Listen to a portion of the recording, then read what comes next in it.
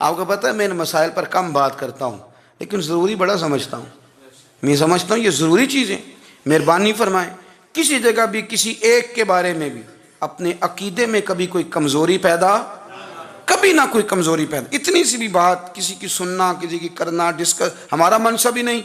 اور کچھ اور بیوقوف ہیں. میں یونیورسٹی میں تھا چند دن پہلے، تو لیکچر کے بعد ایک دوست مجھے کہنے لگے کہ مولوی ایک دوسرے کے پیچھے نماز نہیں پڑھتے.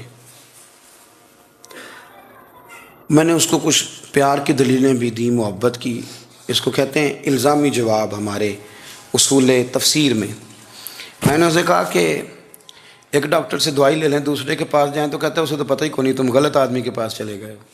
تو اس سے آپ کو ٹینشن نہیں ہوتی؟ یہ روز سیاستدان دھما چوکڑی مچا رہے ہوتے ہیں کہ فلانا چور ہے، فلانا چور ہے، تو اس سے نہیں ٹینشن، مولویوں کی ٹینشن ہے تمہیں. کہنے لگا جی نہیں، کیوں نہیں نماز پڑھتے؟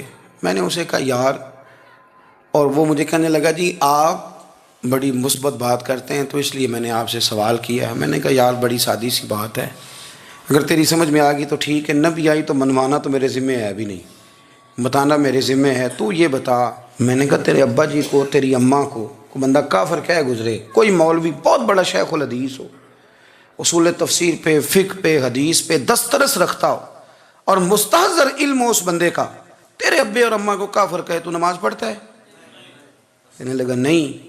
تو میں نے کہا جو میرے نبی پاک کے ماں باپ کو مشرک مانے. اور میں نے کہا اگر تم نے دلیل چاہیے ہوگی تو بندے میں تمہیں دوں گا، اور بائی نیم دوں گا، اور میں ان کی تحریریں تمہیں دوں گا جو مر گئے یہ لکھتے ہوئے کہ چونکہ وہ پہلے چلے گئے تھے، انہوں نے کلمہ نہیں پڑھا، لہذا معاذ اللہ صبح معاذ اللہ دوزخ میں جائیں گے. تیرا حوصلہ پڑھتا ہے تو پڑھ نماز، میرا تو نہیں پڑھتا، میں کیسے پڑھوں؟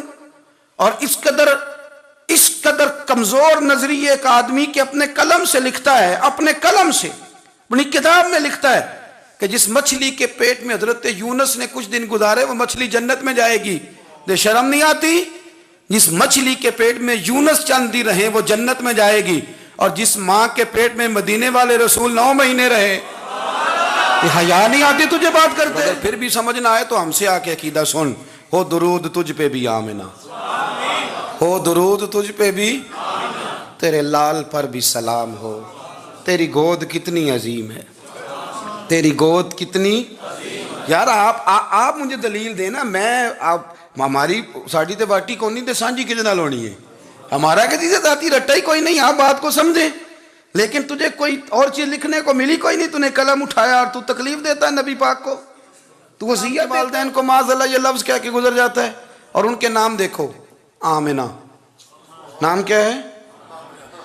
آمنہ. آمنہ نام کافروں جیسا ہے، اور والد کا نام کیا ہے؟ سبحان اللہ. عبداللہ کا معنی یہ کافروں جیسا نام ہے؟ مت ماری ہے. اور کتابیں لکھی جا رہی ہیں، اور سیرت لکھی جا رہی ہے، اور دلیلیں دی جا رہی ہیں، لوگوں کو خیال ہی نہیں آتا. عجیب فلسفہ ہے. 4 اقوال ہمارے بزرگوں نے لکھے ہیں نبی پاک کے والدین کے بارے. سب سے پہلے امام سیوطی فرماتے ہیں رسول کریم علیہ السلام نے فرمایا کہ پوری دنیا میں جب کفر رہتا ہے تب بھی 10 لوگ اللہ کی توحید پر ہمیشہ قائم رہتے ہیں. یہ نہیں ہو سکتا کہ ساری دنیا کفر سے بھر جائے.